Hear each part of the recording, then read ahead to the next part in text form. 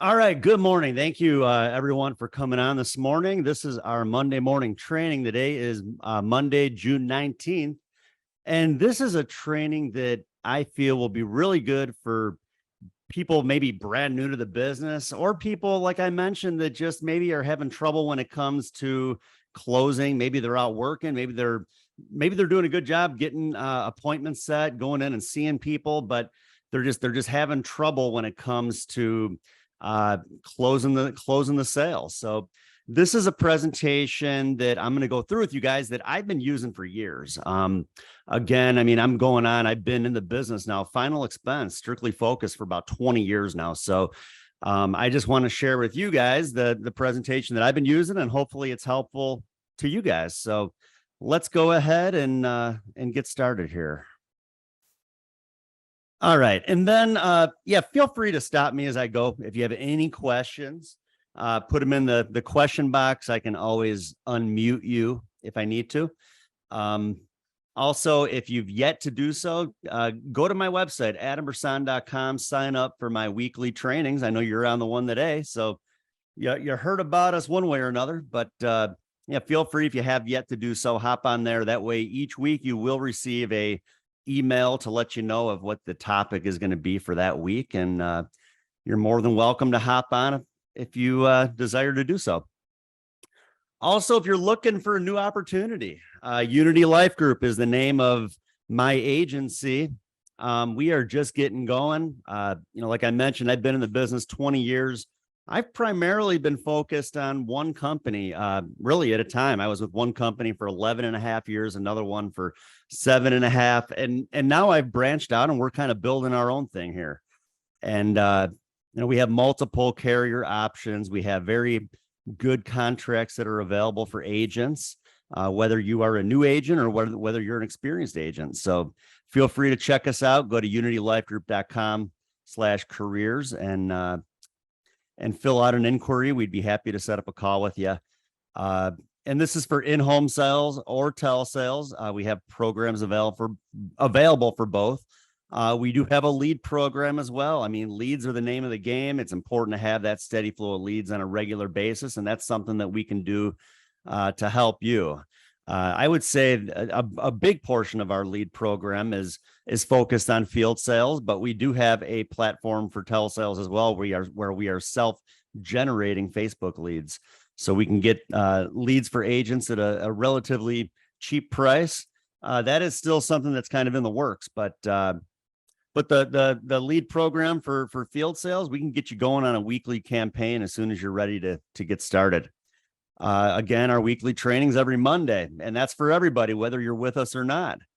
And like I said, there's so much room for growth. And I mean, that's something, my first 10 years in the business was strictly focused on field sales because I didn't really know the value in building an agency. And I kind of saw the opportunity and the income potential that's out there when you decide to start to build and grow. So with us, like I mentioned, we got some good contracts available. We have plenty of room for agents to be able to bring on layers of people under them to really build something big. So, like I said, unitylifegroup.com/careers, check us out. So last week, if you were not on my training, I'd recommend to get on YouTube and check out the training from last week. We talked about how to get your final expense business up and running if you're a new agent or just looking for a new plan of action. We talked about putting together a steady flow of leads on a regular basis, how to work those leads, what it's going to take to get in the door or to set up an appointment. And that leads us to today's topic, the presentation.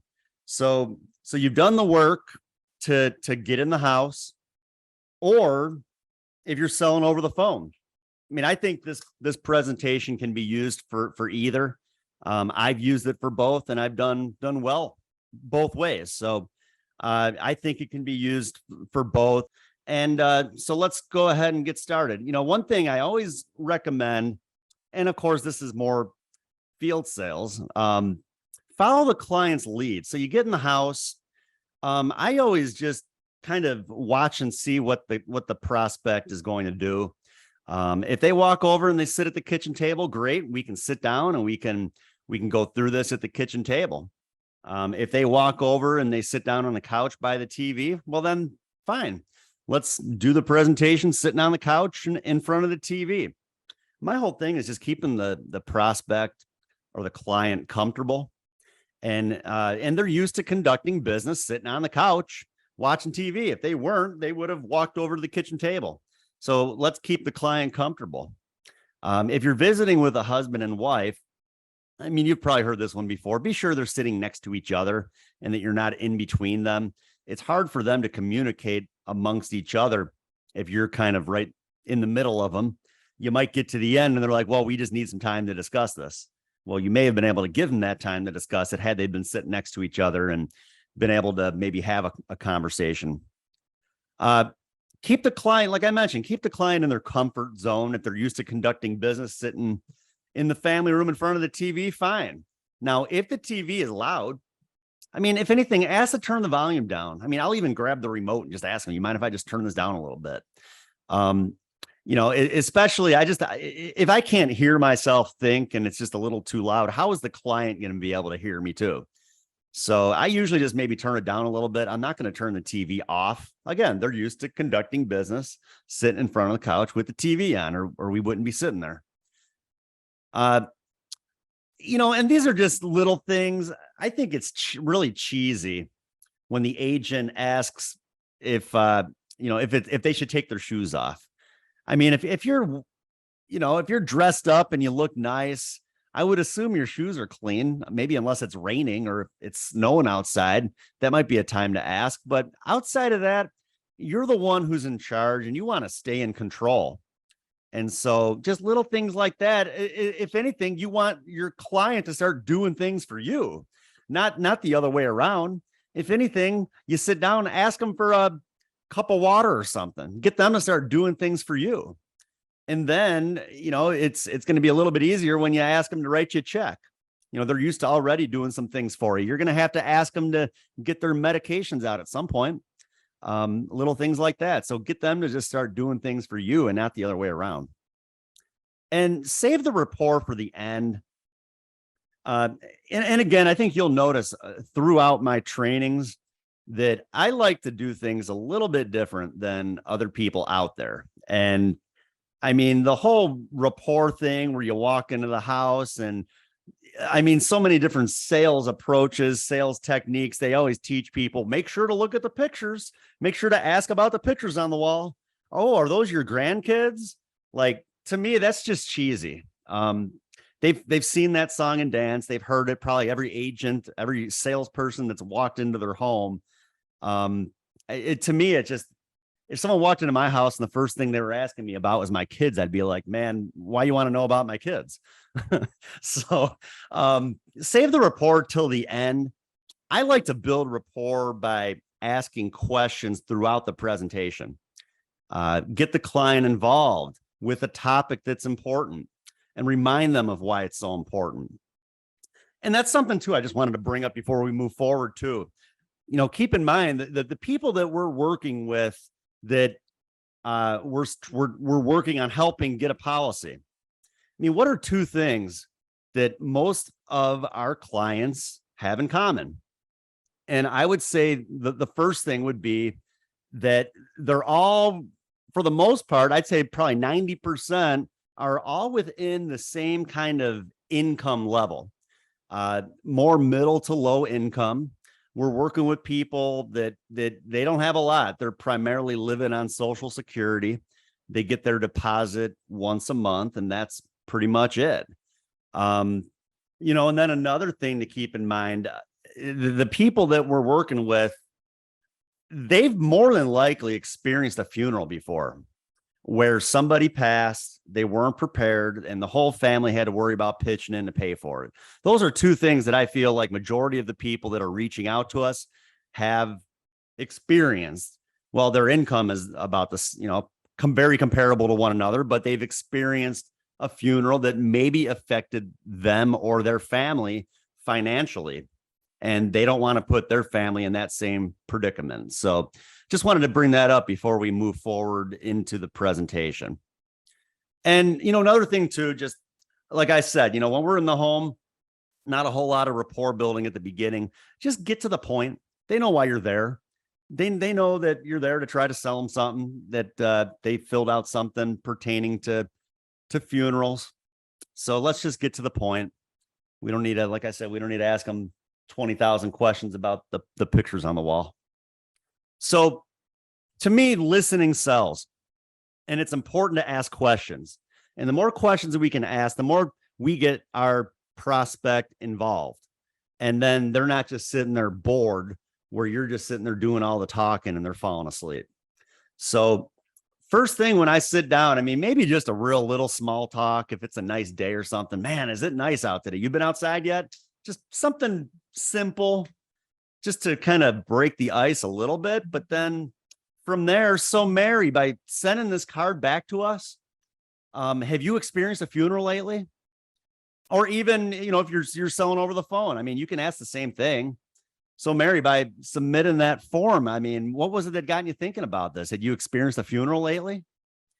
And you're hoping for the answer of yes, that they had experienced a funeral, because that's going to make your job a little bit easier. That's where you can ask more questions. Wow, I'm so sorry to hear that. And again, now everything that's in red is just things for you to read. And then everything that's not in red is really the script that you would recite to the client. So, wow, I'm so sorry to hear that. Then you can ask more questions because they experienced a funeral. Let's see if it did affect them. Was there insurance involved? If so, great. Was it enough? And if there wasn't insurance involved, wow, did the family have to pitch in? Well, I mean, I'm sure that made things difficult. I'm sure that got you thinking about this. So, well, I'm going to go over this with you, tell you a little bit about us. We'll go over a few questions and I'll put together a few rates and see what you think. And if you want a copy of this script, just go to my website. If you inquire on the main page, even if you subscribe to the trainings, maybe even just any other inquiry on there where you can just maybe leave a little note, and I'll be sure to email you the script. And then I can also email you a PDF copy of the presentation, because the PDF is just the pictures. It's not the whole script, but this is what you're going to want to use to learn it. So then, yeah, on the right side here, that would be like the picture that I'm showing the person. You can either print it out, or I just use my iPad. I have it like in the iBooks on my iPad, the iBooks app. And then I just scroll straight through the presentation on there. So now Unity Life Group is the name of our company. We go by the Family Legacy Plan. Now, what we are is a final expense organization that focuses on working with companies who have a good track record of paying claims and paying claims quickly. Now, what this means, Mary, is that if you have a plan in place with us, when you die, your family is going to get that money fast. And this is very important because most funeral homes want the money up front. So at least the money's going to be there for your family when they need it. Right away, we're adding value. We're not just talking about rates. We're not just talking about face amounts. We're talking about something that matters. Wow, that's really nice. That means that when I die, my family's going to get that money. And that's what this is for. So right away, we're adding a little bit of value to what we're there to do, what we're there doing to help them. And then we move to the next page of the presentation. And then from there, we're going to add a little value to ourselves. So we've been around now for 20 years, since 2003, and we've partnered with the most financially sound companies in the industry that are in the business to pay claims. Now, in 2021, one of our partner companies paid out over 13,000 claims, totaling over $141 million in death benefits. And I just like to go over this with my clients so they have the confidence to know they're working with companies that aren't afraid to pay claims. Now, we're also able to help about 99% of the people we meet with. So even if you have had trouble getting coverage in the past, there's a very good chance that we will still be able to help you. This is important because this is something everyone needs. Wouldn't you agree? And they're shaking their head yes, while you're shaking your head yes too. Moving on. Now we're going to talk about why they need it. I'm sure you know how it worked with Social Security. They pay the $255 sometimes if there's a surviving spouse or if there's a dependent child who's in school. Now, if neither is the case, no one is getting anything. And you know, that 255 really isn't going to do much anyways. I mean, the average funeral right now is ranging on average between about $4,000 and $12,000, with most falling around 11,000. Does that sound accurate to you? So, and again, you see on here explanation on the next page. I'm just going to explain to you now why we ask that second closing question. And again, because we want to get them involved, we want to get them talking. But now remember that first question I asked, and again, we're not building a whole lot of rapport when we first walk in the home.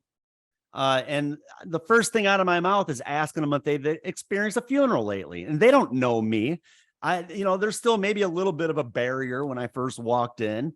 And sometimes they might not answer that question the way that I wanted them to. They might have just said, no, I know I haven't experienced any funerals. And usually when they say no, I just say something like, well, we've just found that a lot of people that we work with had experienced a funeral and it was difficult. And maybe the family had to pitch in to pay for it. And then I'll move on. But now after I just go over a few things, talking about why we're there, talking about our agency, giving ourselves a little bit of credibility, that trust starts to grow a little bit, and they start to open up a little bit more. So they might have told me no at the beginning. And now when I ask, does that sound accurate to you? It's so funny how many times someone will come back and say something like, yeah, we had to bury our Uncle Joe about 6 months ago, and I think it cost around $9,000. So then what do you think I'm going to do? I'm going to ask all those questions then that I wasn't able to ask when I asked that first question. Wow, I'm so sorry to hear that your Uncle Joe had passed. Was there insurance involved? Was it enough? Did the family have to pitch in?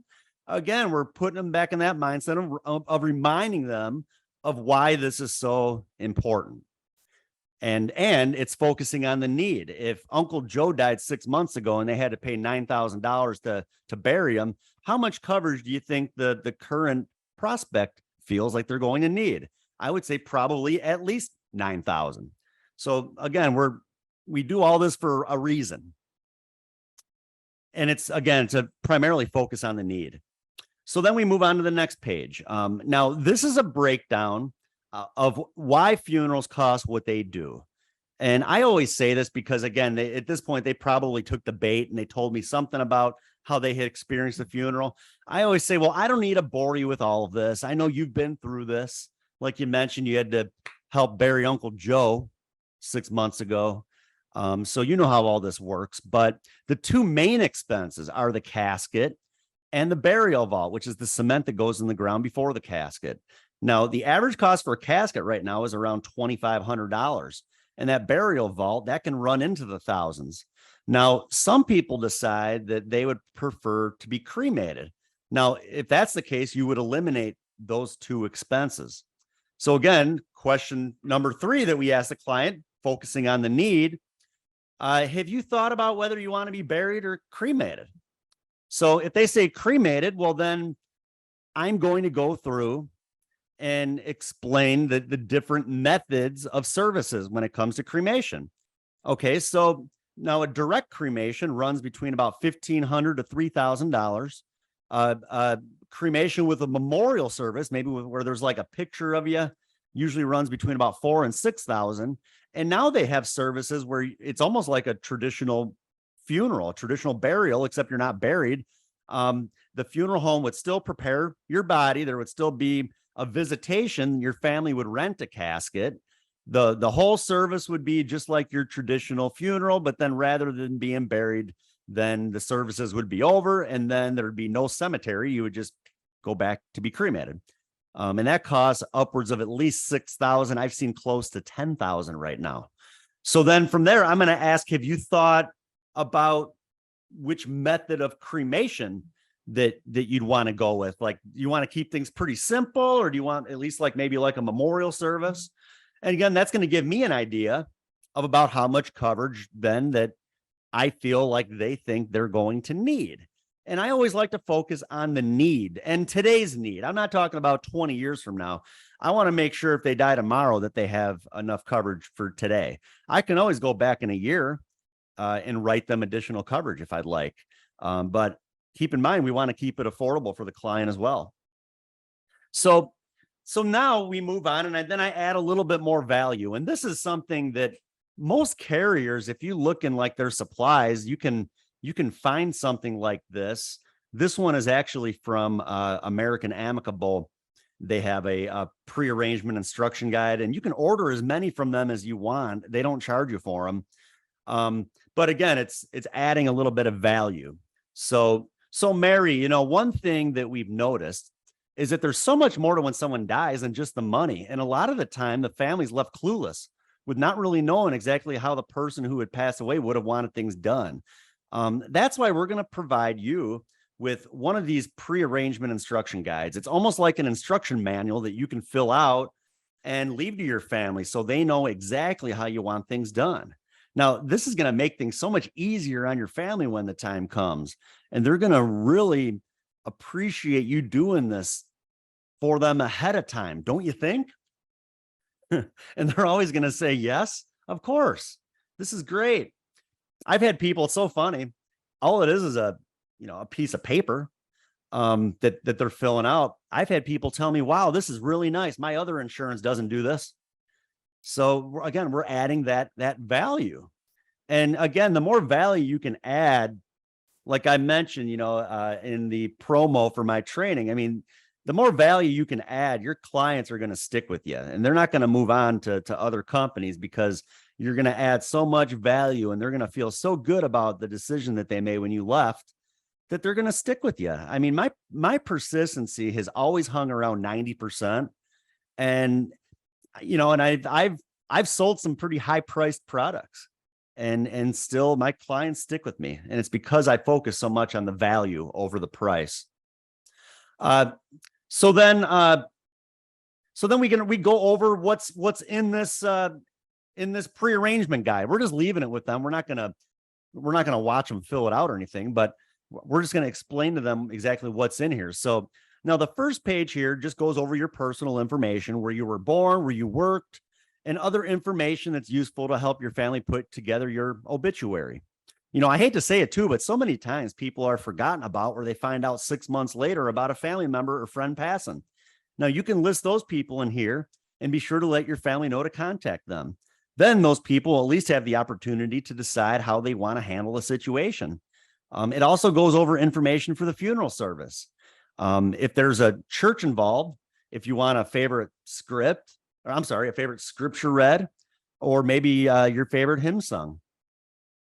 And then the last part just goes over important documents that you may have and where they're located. I think it's a good idea to put down any insurance policies that you may have with the policy number and the phone numbers as well. I sometimes wonder how many insurance policies go unclaimed because the family has trouble locating the policy and not knowing the company that it's with. At least by putting the information down here, your family will have easy access to that information. I'll also include my name and phone number in here, so your family will know that they need to contact me right away when that time comes. I'll make sure we get the claim started quickly, and as soon as the claim is processed and approved, we can either overnight a check or deposit the money from your insurance right into your beneficiary's bank account. Now, we prefer sending the money to your family because there are more expenses than just expenses at the funeral home. And sometimes we found that the funeral home will try and use up all the money if it's sent to them. So at least your family's going to have that money right away to pay everybody without having to dip into their own pockets for any of this. And that's really the purpose of this. That's why most people contact us. They're looking out for their family, and they don't want to put them in a tough situation. I'm sure that's why you got in touch with us too. I always, and usually what I tell them too, when I get to the part about, about making sure they have the family contact me, I tell them, have the family call me even before the funeral home. I need to be the first person that they call, because what's going to happen when they call that funeral home? Funeral home is going to tell them, we'll bring in the policy, we'll take a look at it, and then we'll let you know what we're going to do. They tend to try to use up as much of it as they can. So That's just, we don't want that to happen. Because we need to make sure that all the expenses are covered and not just the funeral home expenses. So now everything we talked about, it's all done with permanent whole life protection. It's not a term policy.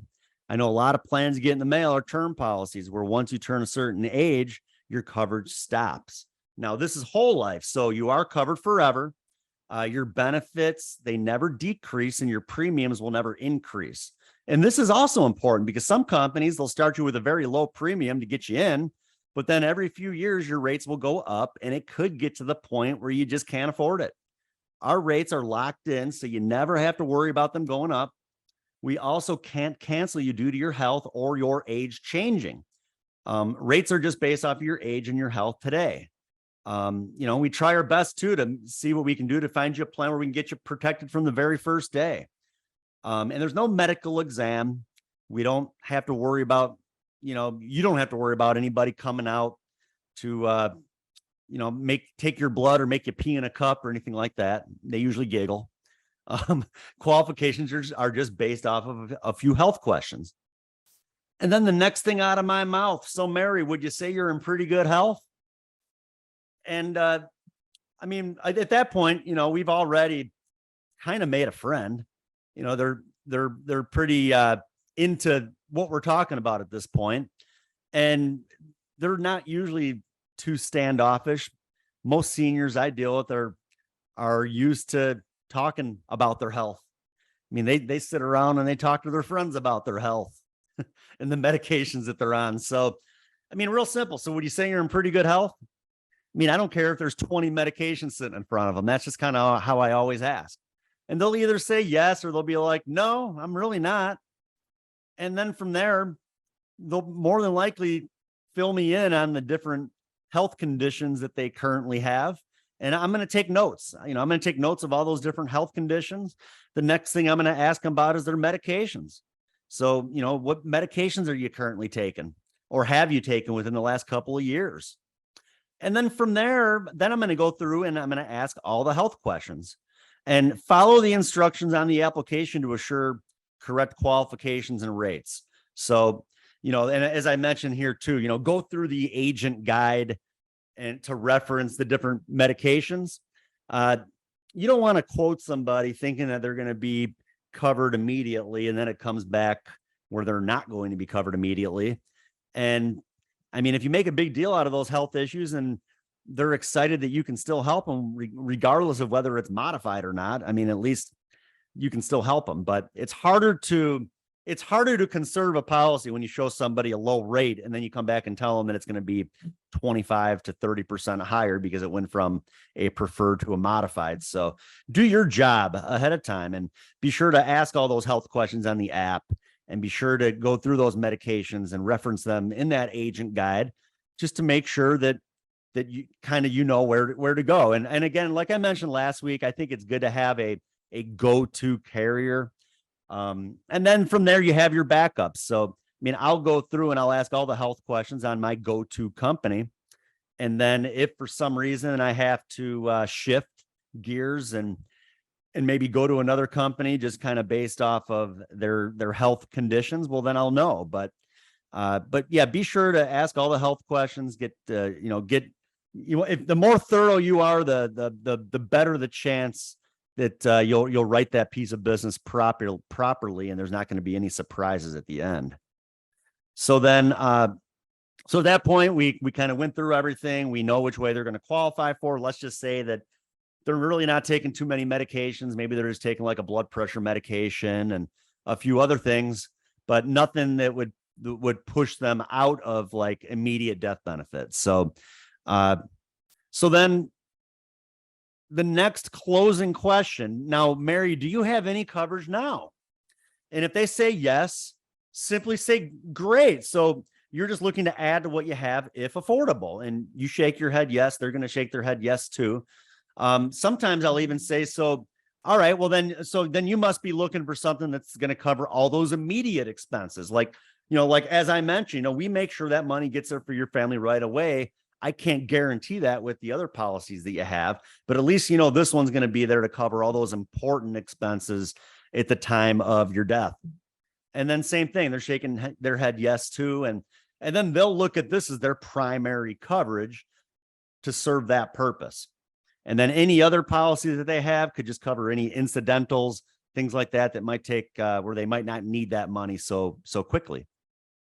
So then if I ask them, do you have coverage now? And they tell me no, as it says in red here, act like they're the last person in the world who doesn't have a policy. Wow. No wonder you contacted us then. This is important. And you could do that. You can do that over the phone. You could do that face to face, but just be very expressive with your tonality and make them feel like they're the last person in the world who doesn't have a policy, because it is important. They do need this. And sometimes it takes someone to kind of get in their face like that and say, wow, I can't believe you haven't done something yet. That's why I'm here. Let's get this done. So, but next, let's talk about affordability, because again, those are the two most important things: the need, making sure they have enough coverage, but then we got to make sure that they can afford it. So affordability is important too. And at this point, again, doing this a long time, I mean, the longer you do it, the smoother you get with it. I mean, at this point, I'm already on my phone and I'm like calculating rates as I'm talking. And I already kind of have in mind, let's just say that the person, they told me that they want to be buried. So right away, if they told me that they want to be buried, in my mind, I'm thinking they need at least 10 to 15,000. And if they're older, well, then that might be like the max I would even quote them would be like 15,000. If they're younger, I might start a little bit higher, maybe like 25 or 20,000. But if they're older, again, I'm focusing on affordability. So let's just say the person, they told me they want to be buried. Maybe she's 65 years old and her health is good. I'm probably going to do, I'll probably start with like 20,000. And I'm not running rates right now. Let's just say I ran a rate and 20,000 runs, say like around $85 a month. So then what I'm going to say here is, affordability is important too. You want this to be there for your family when they need it. And if you don't keep up with it, it's not going to be. Now, Mary, have you thought about affordability monthly? Is $80 to $90 a month affordable, or is that outrageous? And if she says, boy, that's just a little too high, then I'm going to take it down in $10 a month increments. How about 70 to 80 a month? Is that affordable, or would that be outrageous? Oh, that's still a little high. How about 60 to 70 a month? How about 50 to 60? Yeah, I think I could probably handle 50 to 60. Okay, so what am I doing there? Well, I'm bringing up affordability. I'm asking them about what they can afford. And then when I get to the end, they can't come back and tell me that everything sounds good, but they just don't know if they can afford it. She already told me she can handle 50 to 60 a month. So then I'm going to plug in some rates and I'm going to figure out what $50 to $60 a month is going to get that person. And I'm going to show her 3 different rates that are right around the 50 to 60 a month. So let's say 10,000. We'll move on to the next here. So yeah, let's just, this is a good example here. So a $10,000 plan, that's going to run you $45.80 a month. And then from there, any kind of buying signal, move on. You don't need to go through any other quotes. If you say 10,000 is $45.60 and the prospect says anything such as, well, that sounds good, or just any kind of buying signal, the next thing out of your mouth should be this next closing question. Who's your beneficiary going to be? And we just move on to filling out the app. You don't need to give them any other quotes. She said, that sounds good. There's no sense to even try to upsell it from there. Don't even give them something that they have to think about. Okay, we're going to finish writing out the app and moving on to the next. But if you run that quote, you present that quote, a $10,000 plan will be $45.60 a month. And there's just crickets. You don't hear anything but crickets. Well, then I would move on to another quote. So 12,500, that's going to run $54.80 a month. Same thing. If they say something like that sounds good, next thing out of your mouth, who's your beneficiary going to be? And then still, if they don't respond with anything, then the 15,000 is going to run $59.74. If they still don't say anything, then, if you're writing those rates down on a piece of paper, rip it out, turn it around, put it right in front of them, and just simply say, I'll let you tell me what's affordable. And shut your mouth. First one to talk loses. So it's as simple as that. I don't care if you're sitting there for 20 minutes and they're just sitting there quiet, looking at the rates. Don't talk. Just sit there. Sooner or later, they're going to come to a decision. But if you talk, you could talk your way right out of a sale. So who's your beneficiary going to be? And then from there, write down on a piece of paper and proceed to, I prefer using the different e-apps that are out there. Makes it a lot easier. Majority of them will give you that instant decision. So from there, move on to the e-app and just start filling it out. Now, once we get to the bottom of the web app, we get to the banking information. And again, I'm all about keeping it simple, especially these days. I don't feel like there's nearly as much, resistance, I guess you could say, when it comes to people not wanting to provide their banking information. I think more people are used to it. Still might be a little bit harder over the phone. But again, I feel like that relationship part with this, maybe it's a little bit easier to build that relationship and the trust in person over the phone. Maybe you got to try a little bit harder to make a friend over the phone to the point where they'll provide you with that banking information. But people know how this works. You don't need to over explain it. They have other bills that are coming out of the bank that way each month. And God, nowadays, I have a lot of people that ask me before I even ask them. Now, can I just set this up out of my bank each month? Because that's what I'd like to do. And boy, when I hear that, I get so excited.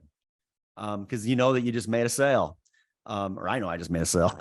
But real simple. If they don't never bring anything like that up, just real simple. This is not a bank draft. What's a good date?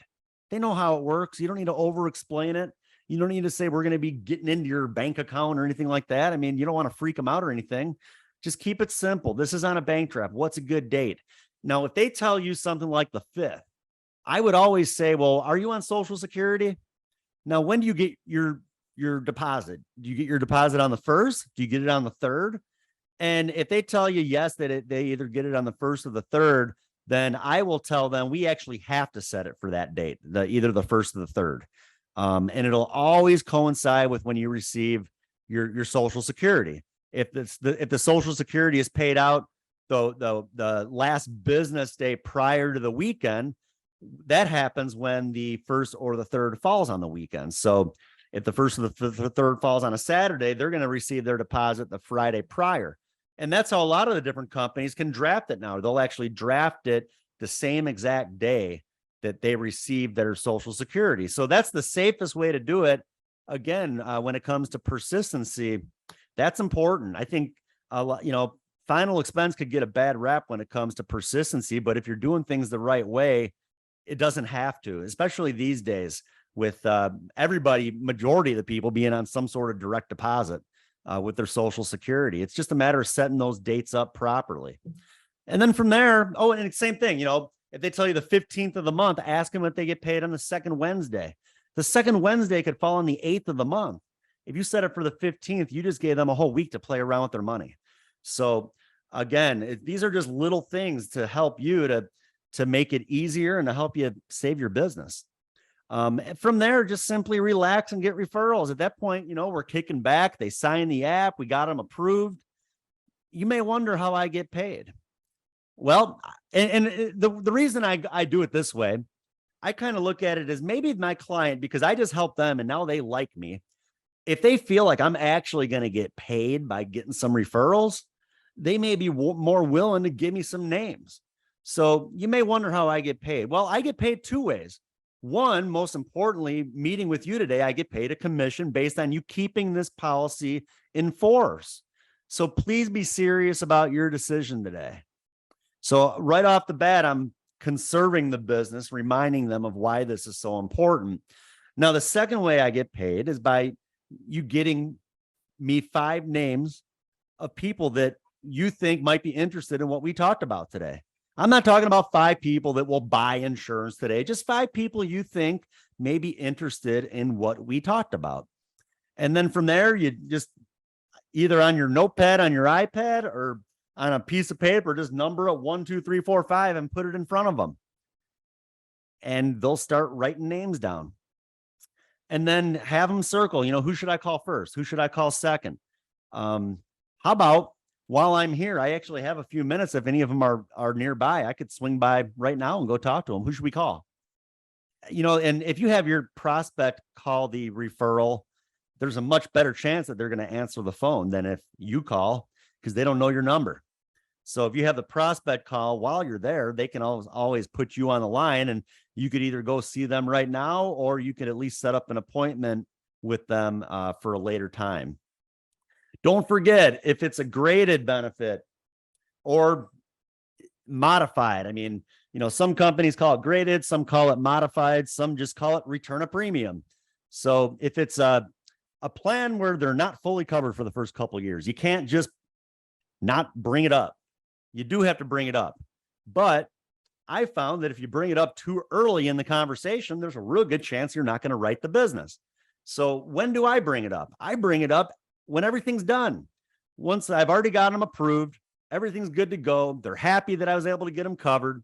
Now I'm going to make a big deal out of the fact that they have, a heart issue, because of your heart disease, that, I'm just glad we can help you, but the company wants you to live a couple years. What that means is something happens to you in the first 2 years of the policy due to natural causes, your beneficiary they're going to get back every single penny that you gave us, plus 10% interest. That's better than risky stock or just having it in the savings account. And the good news is you don't lose a dime by funding this policy, and you're going to live 2 years anyways. And that's how I do it. And ever since I started doing it that way, I don't get any backlash. They understand how it works. The only thing I might change is, rather than saying 2 years, a lot of times I say 24 months now, and 24 months. And I always talk about the fact that, heck, right now it's the middle of June, and I feel like we just celebrated New Year's. I mean, this year is going to be over before we know it, and we're on to the next. So those 2 years are going to go by so fast anyways. And I mean, if there was a plan where I could get you covered right now, I would know about it. But because of your health situation, I'm just glad that we can help you. But do it that way. After the fact, you're still in the home. That's when you can bring it up. And I'll tell you, I mean, there's a real good chance that you'll be able to keep that business, and they're not going to come back and say, well, never mind then, I don't want it. So let's see. And then additional training, check out my website again, adambrsan.com/training. If you want a copy of the stuff we talked about today, like I said, shoot me an email or shoot me over an inquiry on my website, and I can get those materials to you. Check out my YouTube channel, adambrsan.com youtube.com. Hold on a minute. Okay. Yeah. youtube.com and just search for Adam Brsan. So, but that's about all I had for today. Thanks those of you that came on this morning. I'll stick around here for a few minutes, and feel free, if you have any questions, you can put them in the chat box. But like I said, I hope this information was helpful to you. It's worked for me. Like I said, I really haven't changed much around over the last 20 years. I've been using a presentation. Everything's been pretty comparable to this, but it's worked for me. It can work for you guys. And feel free to reach out to me if you need anything else. So I hope y'all have a great week. Thanks again, and look forward to seeing you guys again next week.